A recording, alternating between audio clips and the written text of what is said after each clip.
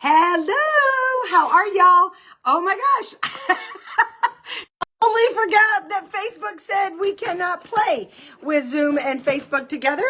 I don't know why. I'm just remembering that, but golly doggone, who would have known? All right, I'm still trying to set this up. Try to do it through my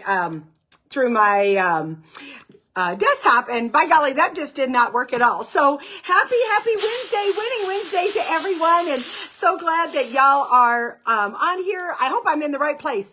So if y'all can leave your name and where you're from, that would be awesome. Goodness, this lighting is indescribable. And where is my Zoom filter? Ah! Yay, Christine. Okay, am I on Sparkle? Am I on my let me know if I am on Diana Sumter Sparkle, because I've been trying to get it to work on my desktop. So am I in the right place? We have so much to cover today, and it's about me. Yes, but I am live. Yes, I am live in here. That is the big thing. Good. So I'm on Diana Sumter Sparkle. If not, wherever I'm at, we are stepping out of the box, and we're stepping out of the box. Away from anything that is holding us back. And maybe we were too reliant on some other things. So thank you all so much. And I'm super excited. I'm going to try to figure out kind of how to share the screen. If not, we'll figure this out. I worked a lot on a really cute little thing to work with today. I think I can flip my camera around. And but thank you all so much. Oh my gosh, last week again, over 1,000 views. Thank you for all of you all that are sharing and that you are having new thoughts. A lot of y'all have reached out to me privately. Y'all know I try to go in and answer all of your comments. So again, your name, where you're from, welcome. I think everybody found me. I don't know how it was different other than I just hit live on my phone. So the good thing is I'll just be able to do this. Maybe I'll just talk to y'all through the porch. So really last week we talked about, oh, hang on one second. Let me grab the right boot. Okay, here we go. So here we go. So this is today, right? Like here's Tom's boot. How many of y'all remember when we first got started? I was looking for Rainboots, and so I went and pulled this out, and I thought we voted on whether or not we should bedazzle his boots. Don't you think, to be on a Sparkle Lunch and Learn? I think his boots need a little bit of sparkle, so I'll let y'all vote on that. So this is truly Race to Your Rain Boots. It is time to maneuver out of the maze of mediocrity. How many of you all, hey, Brandy, I'm so glad. Brandy's going to be one of our speakers. She's one of my Lion Chaser girlfriends coming up in May. We're so excited about that. Last week we were getting out of the land of the lazy. And this week, we talked about that every morning you get up and you've got 3 doors, right? So you jump out of bed. And our prayer is that you are, good morning, God. What do you have in store for me? Versus, good God, it's morning, right? So we want to get you in the right frame of mind. So last week we talked about how to avoid door number 1. And door number 1 is the door to the lazy. So we're slamming that thing shut. And we are going to get our friends out of there, if at all possible. This week, we're talking about how to make sure where we are not hanging out, where the majority of the world hangs out, which is the maze of mediocrity. And so I talked about this, again in my book, and it really is permeated so much of our culture. And so today I want to talk about one of the biggest pieces of the maze of mediocrity is choosing a culture of commit versus a culture of quit. And we're going to have a little quiz, which is good because now that I'm on live with y'all, you know what is really good is I get to see your answers really quick. So the Lord was taking care of me. Hey, how are y'all? I know we've got some people global. Go ahead and say your name. Yes, they do need a lot of sparkle. How many of y'all agree? So I'm going to figure out how to sparkle these and because they're up on my board up there. So here's what we want to talk about is, why do so many people in the maze of mediocrity? Partly is because they have accepted advice from people that they would not trade places with. So I talk about it here whenever I made the decision to go from full-time Air Force, whenever I decided to start my business. I was so excited. Like, how many of y'all are great starters? So type in the word start. If you're a strong starter, like my personality is a D, if you've ever studied the DISC, so I'm a D, so I'm a great starter. But I have to work really hard really hard to finish as strong as I start. Like I have to really make a decision. Where are my strong starters out there? You can put strong finishers out there too. But for me, what happened was because I looked at my way of stepping out of the box and then into my dream life, it was going to take such a different thing. So, I mean, it's just going to take something I've never done before. Hey, Belinda, glad you're here from Maine. And Renato, glad you're here from Brazil. Oh my gosh, we're so excited. And so y'all keep that coming on where we're at. And so I was barely hanging on by a thread. Like the idea of being able to be at home from that 3 to 6, that golden hour to be the primary influence with our daughter, that dream was solid. Like I knew that's what I wanted to be able to do. I want to brag on Brandy Archer. She's at home with a brand new baby and graduating a son this year too. And, she just started whenever we talked to her in May, she just started like her own cooking. In fact, she's got some of the best cinnamon rolls on the planet. And so, she and I have talked about, what is it whenever you know your life is so good and in fact you're living a life that's even better than you ever thought. And for a lot of us, y'all, it's even better than anybody in our entire family tree. Like our life looks really good. And yet there's this thing. It's like, oh, this just isn't it. It's not that I'm not appreciative of my life. And it's not that I'm not grateful for my life. And it's not that I'm not grateful for the money that I make or grateful for the platform I have. I just know that what I'm called for is more and it's different. And in order for it to be different, it's probably going to be radically different. I'm talking like totally different. I hated women. I washed my face with shampoo. I wore no makeup. So the idea of getting into the makeup world was just bizarre, but there was something about it that just drew me into it. And then what happened was I got brave enough to stick my toe in the water. I went home and I talk about this in the book. And, I told my husband, I said, oh my gosh, I'm so excited. I just started. And he's like, oh my gosh, no way. You are not doing that. And, I laughed that, my favorite F words now are fun and faith. Back in the day when I was in the military, that was not my favorite F word, or my favorite F word was a different one. And Tom could use that word as a noun and a verb and a prepositional phrase. So it was a little hot in the Sumter household. And what happened was in his desire to protect me, because I am very gullible, right? But he is my protector. There's Jesus and then there's Tom. But Tom, he loves her. He has saved me from so much. So he was like, no, don't do this. I'm like, but you don't understand. There's something about this that I just know I'm supposed to try it. So I did it anyway. And that's why we've been together 40 years.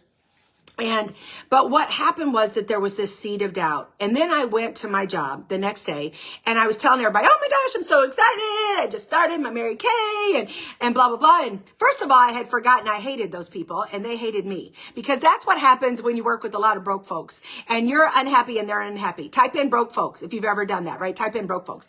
And so that was kind of the maze that I was in at that point. And they're like, oh my gosh, I had a friend try Mary Kay, blah, blah, blah, and all these things. And many of you all, when you try something different, I know I'm not going to mention her name on here. She's on here today. But I know whenever she and her husband decided to have their baby very naturally, it was like people came out of the woodwork to like rain on their parade and tell them every horrific story. And it's like, but this isn't your child. This is my child that I want to be able to bring into this world a certain way. And she had to fight really, really hard.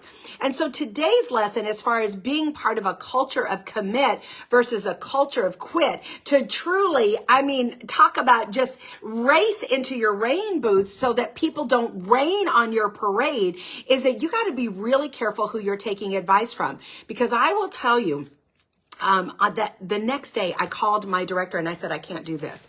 And I just started making up stuff. How many of y'all know what I'm talking about? Just like making stuff up. And I was just like, oh, no, I can't do this. And she just listened very quietly and she said, all right, let me ask you, this is a change for you, but financially, spiritually, and emotionally, would you trade places with these people who are so quick to give you advice?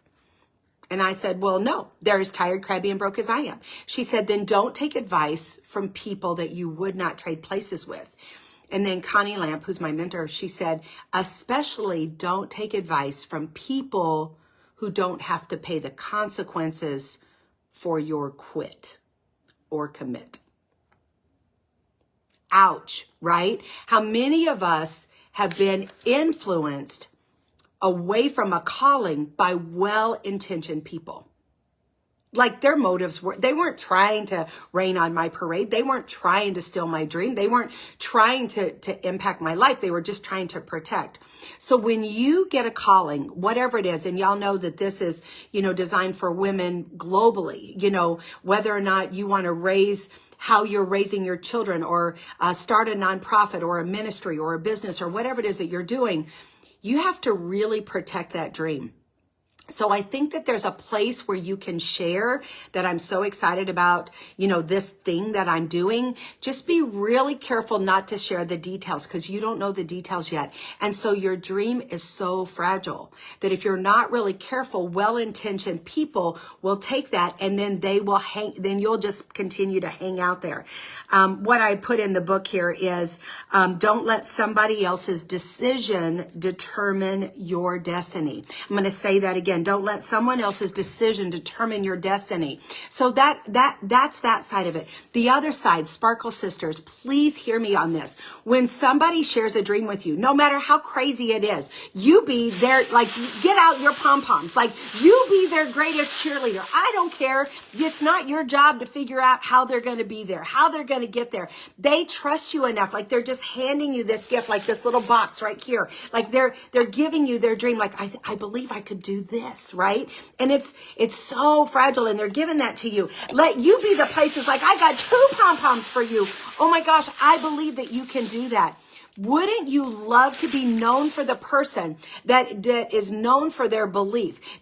Be a wow leader, not a how leader. A wow leader. Wow, I bet you can do that. Don't get into how are you going to do that. They'll figure that out. And so that makes a huge difference so that whenever you're starting your business, be careful who you are sharing with because you have a lot of lessons and you're going to make a lot of missteps. And one of the things that I would have you do is realize is that there is no right or wrong. There's only right and lessons. You did it right. You can always do it better, but then there's also lessons that you're going to be able to learn. And it's so important that we talk about erasing and replacing. So in the erasing and replacing, just because you tried something and it didn't work, it doesn't mean that God has called back that calling. It doesn't mean that you're not supposed to try this. That's the dilemma in America today, is that people just quit. Well, it doesn't feel good. We have people, volunteers at church. We have students that come on Wednesday night. I work with some nonprofits, do some coaching there. And, it's just people quit. In the business I'm in, people come in, 2 people say, nope, this isn't for me. And it's what in the world, people would love to be married like I have been for 40 years, but are you willing to work on yourself and to be able to coach yourself to be able to have a marriage of 40 years? People would love a relationship like I have with Samantha, but are you willing to learn? Are you willing to put in the time to build that, right? The things that are worth it take time. My relationship with Jesus, right? It doesn't come just because I accepted him as my savior. It's every day. For me, it's about 45 minutes to an hour every day. Now, when I first started on my quiet time, I couldn't really figure out what to do in the first 5 minutes, but it's grown through the time, but it's grown my relationship. It's the same thing with your dream. It's going to take way more time than you could ever imagine. It's going to take way more rejection than you ever thought that you could handle. You are going to be more lost than you ever thought that you could be. But on the other side of that is a dream that nobody else would ever be able to imagine, because it's on the other side of that. It's that culture of commitment. So in order to do that, we've got to do some erasing and replacing. So maybe you tried something before and it didn't work and you quit. Okay, great. You learned a lesson how not to quit. And so this time, whenever you get to that same thing, whenever it gets really frustrating, one of the things that Tom and I said in the beginning of our marriage is that we would take the word divorce off the table. That whenever we got into an argument and we were at the point where, and it happens, at least once a year, maybe twice a year. We just get to the point where it's just like pivot by pivot by pivot. You're like, oh, I don't really like this situation at all. But instead of saying, I can't take this anymore, if you don't change, I'm out of here. That's an ultimatum. That doesn't work for anybody. Okay. So look, Marcy said, ow, that was a big ouch. Y'all keep your comments coming. So the same thing in my business. There are times that I want to quit. Whenever there's a lot of people around me that give up on their dreams, that's the only thing that ever makes me, just like, is that my heart gets so hurt. And, Carrie Hall, who's a sales director out in Mickey, Tennessee, talked about this from the stage at an event that I was at. And she said, all right, yes, come into my life. I'm going to open up my heart, right? And a lot of you all are going to hold it with care, and a lot of y'all are going to stomp on it. But either way, I'm still going to believe in you, right? I'm not going to let your disbelief in your dream impact my belief in you and what you're capable of. Again, y'all, Sparkle Sisters, in order to be a woman of excellence, your belief in that person has to ignore them lashing out, them trying to quit, them, all of those kinds of things. Our only role in their life is to be their number one fan. Again, get those pom-poms out and remind them of who they are. Remind them of what they're doing right. Remind them of where they're going. Help them with evidence of how far they've come. Help them with evidence of what it's going to look like. I'm telling y'all, this is how you change legacies. Is whenever you're doing this. So you all, even if you got to a point and you quit and step back before, that does not mean that that's going to be your future. So you got to erase and replace. I tried before and failed, but now I am brave. I'm more brave. I'm more courageous. I'm more wise. I love from Nancy Boucher, instead of saying, I don't finish anything, you just say, once I commit, I do not quit. Type that in there. Once I commit, I do not quit. Type that in there. Once I commit, I do not quit. Once I commit, I do not quit. Keep on going that. Thank you, Ev. I love to affirm people. Whenever I answer to the Lord, that's what my life will be. That is my gift to people, is to be able to see what they're doing right. And that again, no matter what they do, you cannot shake my belief, right? No matter how great you are at sales, you can't sell me on what you cannot do. Can't. I refuse. And even if you quit, I believe you'll be back. Right? Because the whole story isn't written there. I'm afraid. Oh my gosh, I'm so afraid. That anytime we do something new, you just say, I'm excited for this new adventure. So I'm going to ask you 4 questions, and then we're going to jump into the commit, the difference in this. Hopefully I'll be able to do this on here. If not, I'll post it. But so the excellence in action on page 134, which is right here, and out of the book, Step Out of the Box. Okay. So when you're ready to step out of the maze of mediocrity, you have to take a look at your choices. I heard a pastor say, if you want to know where your true passion is, this is going to be so painful. I'm going to hold up the rainbows. Okay. If you want to know what you're really passionate about, look at your calendar and your checkbook. Type ouch. If that, every time I say it, I'm like, but that's true. Where do you spend your time, and who do you spend your time with, and where do you spend your money, and who do you spend your money investing in? That's for you in your quiet time. But so here's a way that you can kind of tell if your choices are aligning with your calling. Okay. So you want your daily choices to align with your calling. Number 1, where are you spending most of your money? Oh, okay. So getting out of debt, talk to some financial advisors. But where are you spending most of your money? I do believe 10% for a tithe, 10% for savings. Before you do anything else, that you've got to be able to do those things first. And then, but where are you spending most of your money? Number 2, where are you spending most of your time? Where are you spending most of your time? And that tells a lot. Busy people are the ones that get everything done. It is those minutes that you're spending. Are you always learning? Number 3, does this activity get you closer to your dream life?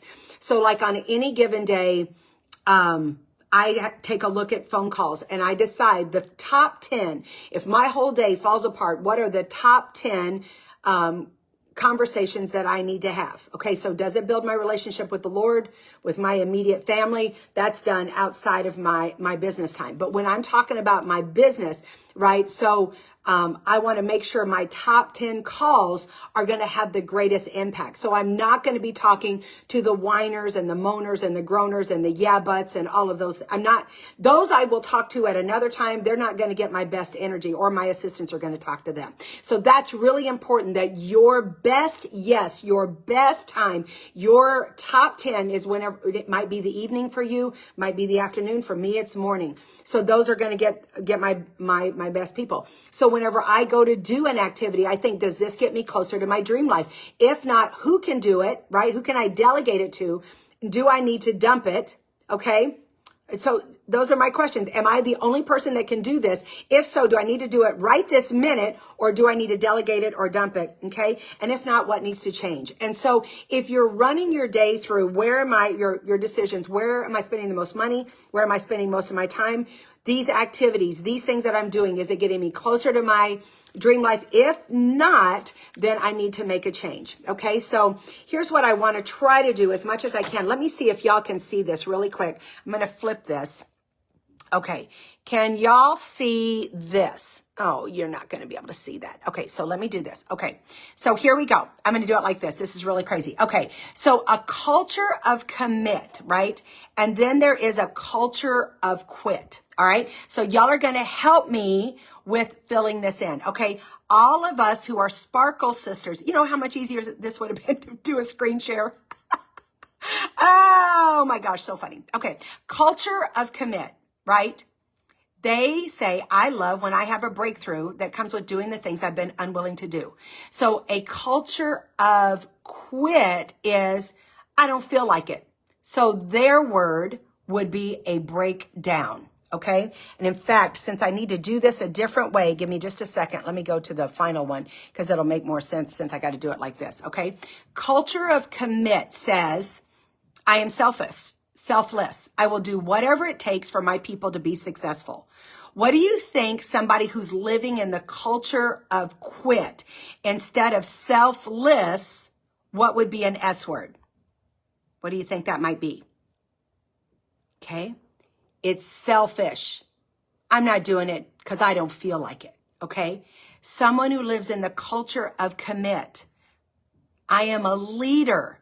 I want to take control of who, when, how I work, in my paycheck. Okay. So what would be the culture of quit?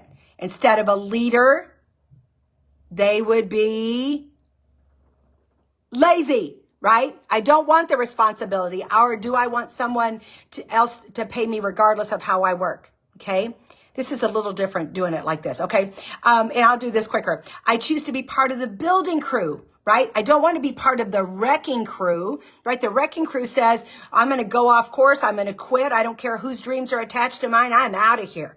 Right? That's why it always just breaks my heart when people quit, and they tell their people, you know, they quit on their church, or they quit on their small group, or they quit on their business, or they quit on their position. They quit on their marriage.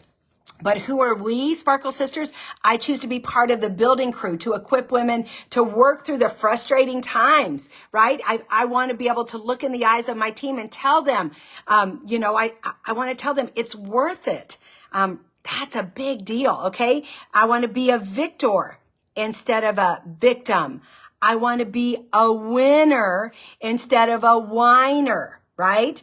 I want to be courageous, known for courageous, not being a coward. And I want to work with a sense of gratitude and not a sense of entitlement. So I would love to know from y'all, which one of those were your favorites? And again, I'll post that up there, but which ones were your favorite? And some people will even take this and they'll fold it over, and on their bathroom mirror, they'll say culture of commit. And this is what you're going to speak into your kids and to your spouse and into each other. So I hope that you are excited about this culture of commit. I hope you're excited that you are going to be able to race out of any conversation that someone's raining on your parade. You're going to be able to get in your boots, get in your rain boots, get out of that maze of mediocrity. Because next week, what are we doing? We are going to be stepping into the land of excellence. That's what we've been working on. So together we are too blessed to be stressed, too anointed to be disappointed, too equipped to be whipped. Thank you for my crazy day trying to figure out live streaming in the new way. Okay. I love y'all so much. Bye-bye, y'all.